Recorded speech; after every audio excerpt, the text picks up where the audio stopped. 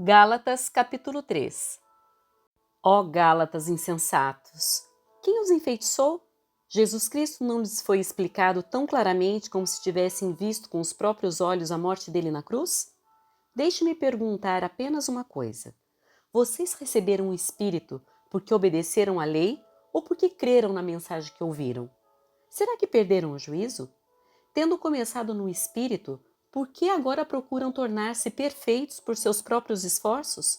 Será que foi à toa que passaram por tantos sofrimentos? É claro que não foi à toa. Volto a perguntar: acaso aquele que lhes deu o Espírito e realizou milagres entre vocês agiu assim porque vocês obedeceram à lei ou porque vocês creram na mensagem que ouviram? Da mesma forma, Abraão creu em Deus e assim foi considerado justo. Logo, os verdadeiros filhos de Abraão são aqueles que creem. As Escrituras previram esse tempo em que Deus declararia os gentios justos por meio da fé. Ele anunciou essas boas novas a Abraão há muito tempo, quando disse: todas as nações da terra serão abençoadas por seu intermédio. Portanto, todos os que creem participam da mesma bênção que Abraão recebeu por crer. Contudo, os que confiam na lei para serem declarados justos estão sob maldição, pois as Escrituras dizem: maldito quem não se mantiver obediente a tudo que está escrito no livro da lei. É evidente, portanto, que ninguém pode ser declarado justo diante de Deus pela lei, pois as Escrituras dizem: o justo viverá pela fé. A lei, porém, não é baseada na fé, pois diz: quem obedece à lei viverá por ela.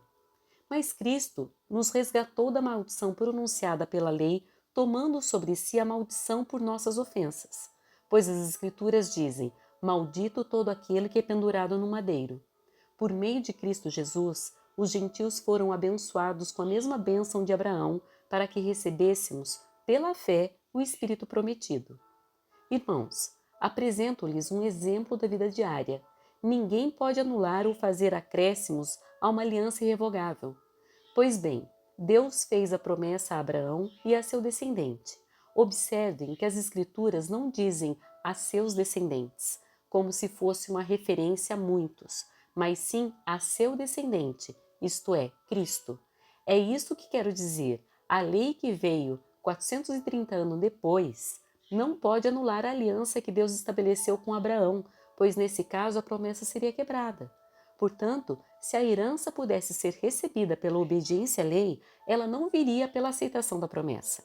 No entanto, Deus, em sua bondade, a concedeu a Abraão como promessa. Qual era então o propósito da lei? Ela foi acrescentada à promessa para mostrar às pessoas seus pecados, mas a lei deveria durar apenas até a vinda do descendente prometido. Por meio de anjos, a lei foi entregue a um mediador.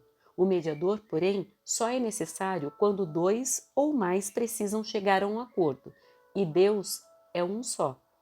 Existe, portanto, algum conflito entre a lei e as promessas de Deus? De maneira nenhuma. Se a lei fosse capaz de nos conceder nova vida, seríamos declarados justos pela obediência a ela. Mas as Escrituras afirmam que somos todos prisioneiros do pecado, de modo que nós, os que cremos, recebemos a promessa de libertação apenas pela fé em Jesus Cristo. Antes que o caminho da fé se tornasse disponível, fomos colocados sob a custódia da lei e mantidos sob a sua guarda, até que essa fé fosse revelada. Em outras palavras, a lei foi nosso guardião até a vinda de Cristo. Ela nos protegeu até que, por meio da fé, pudéssemos ser declarados justos. Agora que veio o caminho da fé, não precisamos mais da lei como guardião, pois todos vocês são filhos de Deus por meio da fé em Cristo Jesus. Todos que foram unidos com Cristo no batismo se revestiram de Cristo.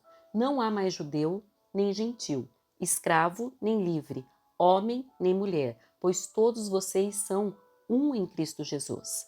E agora que pertencem a Cristo, são verdadeiros filhos de Abraão, herdeiros dele segundo a promessa de Deus.